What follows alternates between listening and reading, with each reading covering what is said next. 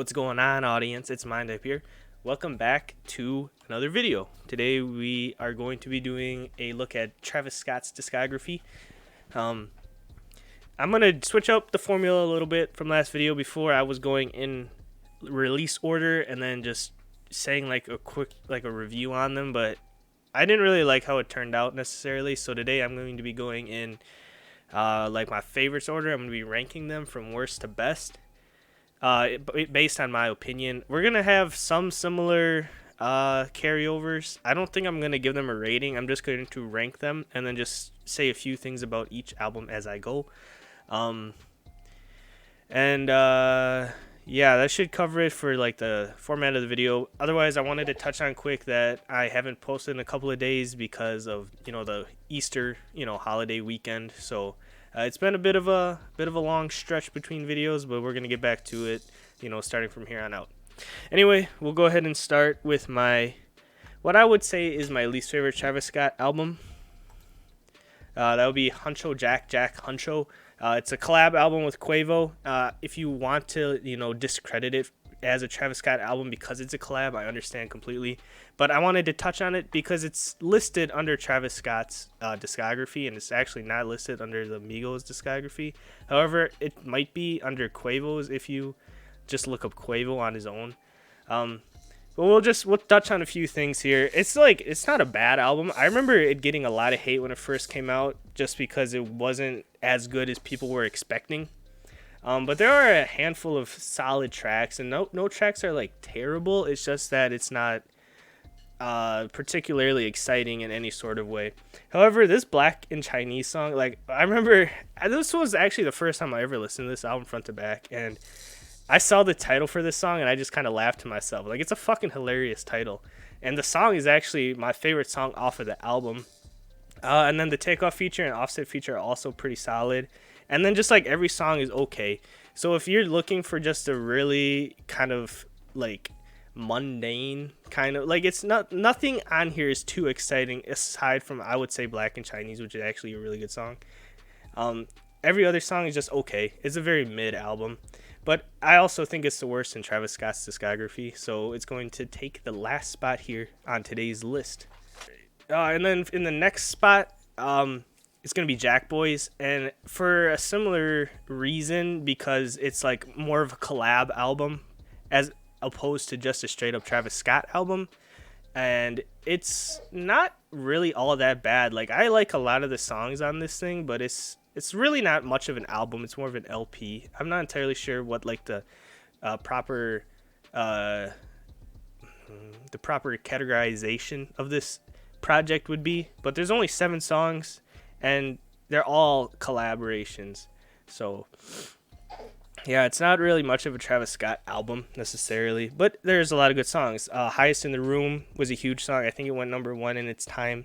That's one of my favorite Travis Scott songs, in general, maybe top 15 favorite Travis Scott songs. It's up there.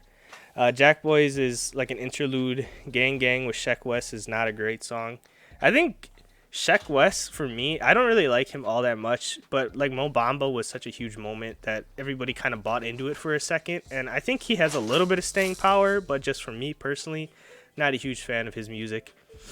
Had Enough with Don Toliver is pretty solid. Don Toliver is a great artist. He wasn't really on my radar all that much up until that Metro Boomin project. I'm holy shit, this guy can sing. He can sing and rap a little bit.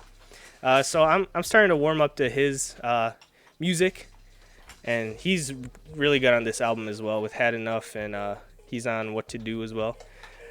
And then Out West is another really good song. The first time I heard this was actually on Fortnite with that with the dance that goes with it, and it's a really good song. But Travis Scott is overshadowed by Young Thug.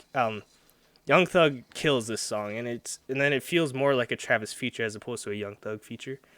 Like I said, What to Do is pretty solid with Don Tol, and then Gotti is literally just the Pop Smoke song with a Travis verse, and it's a good song too. It gets stuck in my head a lot. So I know I ranked it really low, even though I like a lot of the songs, but it's mostly just because it's not really much of a Travis project. Or an album. It's a collaboration project. So But it is better than Huncho Jack Jack Huncho because a lot of the songs are still really good on it and very listenable and catchy. And then next up on the list is actually a big reason why I wanted to make this discography review in the first place, is because I want to talk about how much, like, it's not even that I don't like Astroworld, it's just that I think it's so overrated. I have, like, Travis Stans trying to tell me that Astroworld is his best album, but I just literally just disagree. It's definitely a good album, but it feels like a departure from what makes Travis Scott, because for me, I really like his older stuff, and a lot of Astroworld just doesn't feel like old Travis Scott. It's like, the word I always use to describe it is that it's too industrialized. Like, it feels factory made. It doesn't feel raw. It doesn't feel creative. It's just too safe. He doesn't take any sort of risks, I think. Like, the production is fantastic across the board, coming down to beats, mixing, and just, like, the overall professionalism of the album is definitely there. Like, if there's one thing about this album, it's the most professional Travis Scott album, and I think that's what I dislike about it. It's not raw. It's not, like, inventive. It's just safe, and I just think that makes it a little bit, like, it's just uninspiring to me. That's how I feel about it. But there's plenty of great songs on this album. I love Stargazing. You can say what you want about Sicko Mode. It's definitely overplayed, but it's not a bad song. Drake goes pretty hard in it, I think. R.I.P. Screw, solid. Stop Trying to Be God is probably the best song on this album, just due to the because this is probably the most inventive and creative song on the album, and that's why I like it a lot anyway. I know No Bystanders and Skeletons get a lot of love. I don't love it personally. Wake Up is solid. 5% Tin I don't love. NC-17 is fine. Astro Thunder is fine. Yosemite is pretty good. I believe this is a Don Toliver. Yeah. No, this is a Lil Baby song. It has a Lil Baby in it, Yosemite, and Can't Say has Don Toliver. And then one of my other favorite tracks is Who What. Like, there's a lot of good songs, but it's just, I don't know, it's underwhelming compared to other Travis Scott albums. So, like I said, like, there's a lot of good songs, obviously. I just named off a bunch I like. Who What, Butterfly Effect. I don't love Houston Fornication. I remember on my first listen through, Coffee Bean was my favorite song because it's not necessarily that it's like old Travis, but he takes, like, a new approach to making music. Like, when you think of Travis, you think of, like, overproduction, trippy trap music.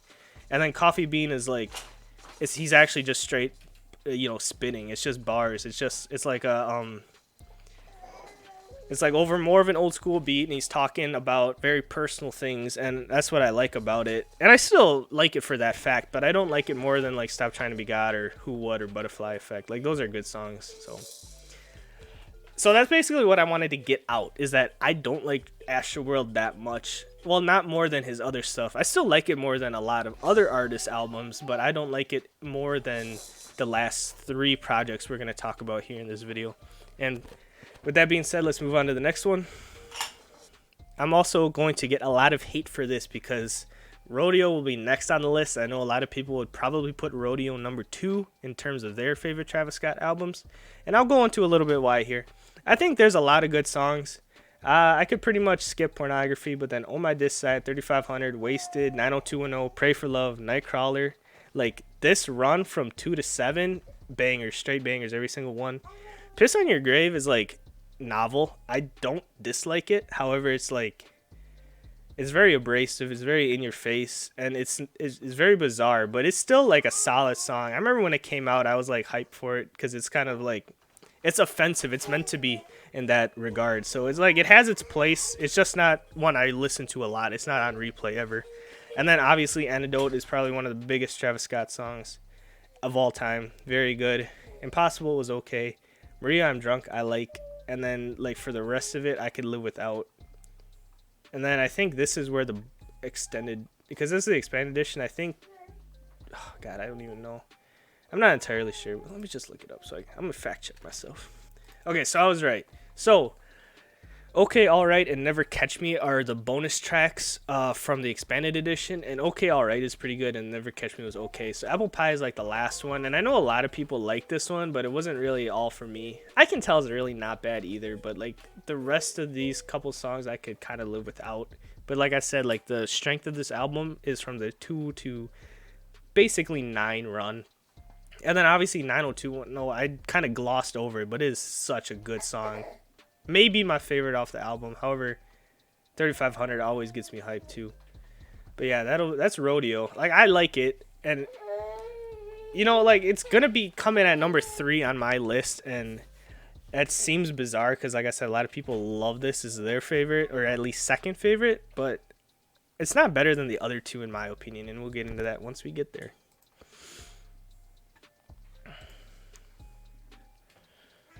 All right, number 2 on my list here is Birds in the Trap Sing McKnight, and this is pretty much a hot take. Like, I have one friend of mine who's a huge Travis fan, and I hope he watches this video, but I don't know if he will.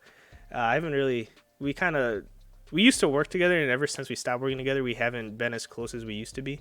But he would always like fucking light me up for liking Birds in the Trap Sing McKnight more than Astroworld, because he's like, it wasn't even supposed to come out, you know, it's just because he had to push back Astroworld or whatever. But I don't care. Like, I think this is such a good track list right here. Like, there's like no misses on this album, and it feels like it's so.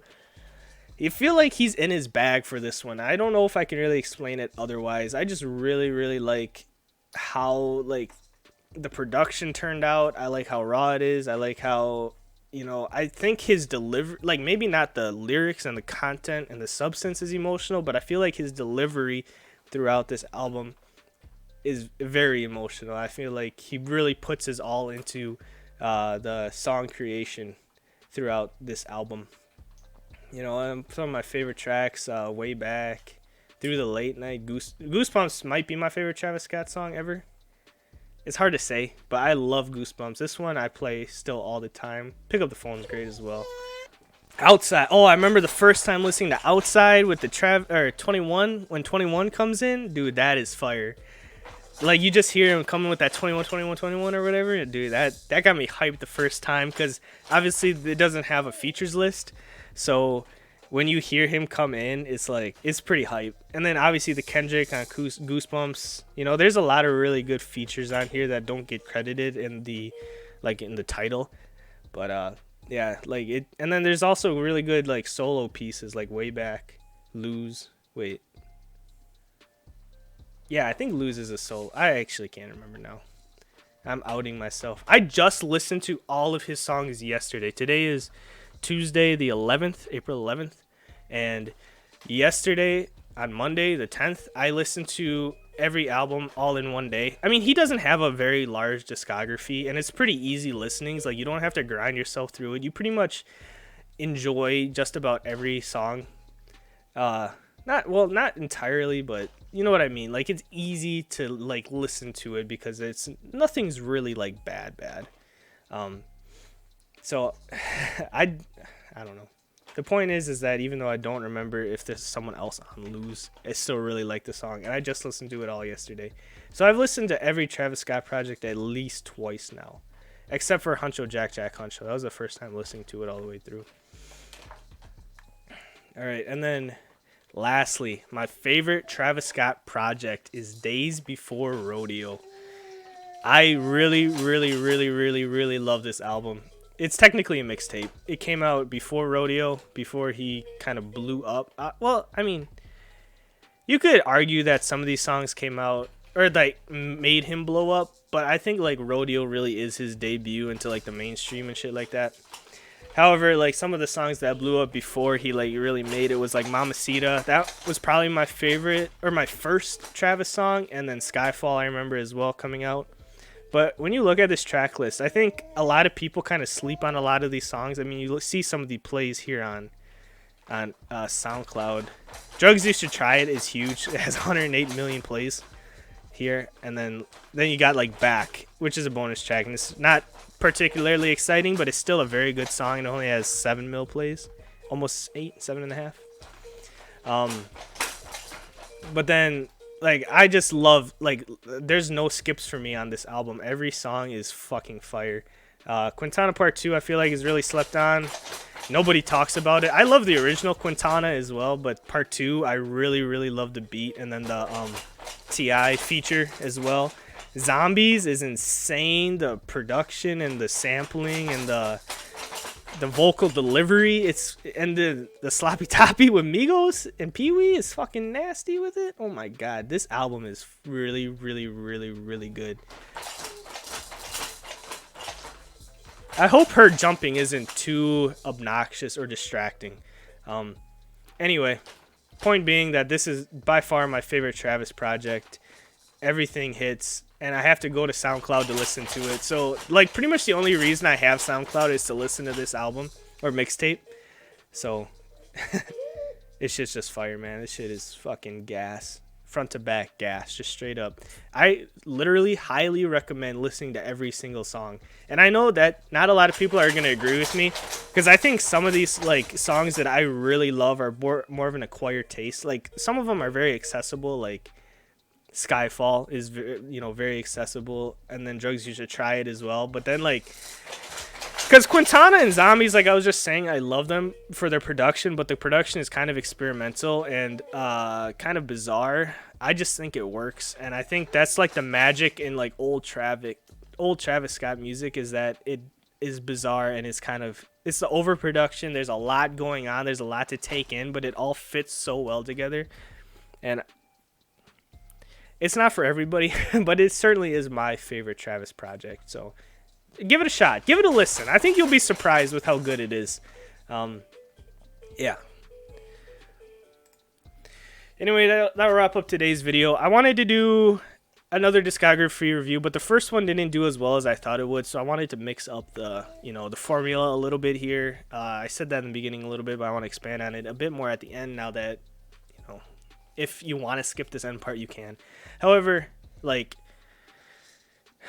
I felt like I wasn't really saying as much or being as precise with my thoughts as I wanted to be in the Trippie Redd discography review. So that's why today I just wanted to do like a quick ranking of everything, talk a little bit about each one, even if I don't delve so much into the details about it. But this is something I still want to do because I really love music, especially rap music, and I wanted to, I still want to make content on it. So I'm going to try and figure out a way to make this work, even if it's not really as big as my gaming videos. But I mean, the last couple videos have done shit anyway, so seriously guys, figure it out. All right. Anyway, leave a comment below if you agree or disagree. I would love to hear your thoughts. And then leave a like if you liked, subscribe if you feel like it, and I will see you guys in the next video now. Take care.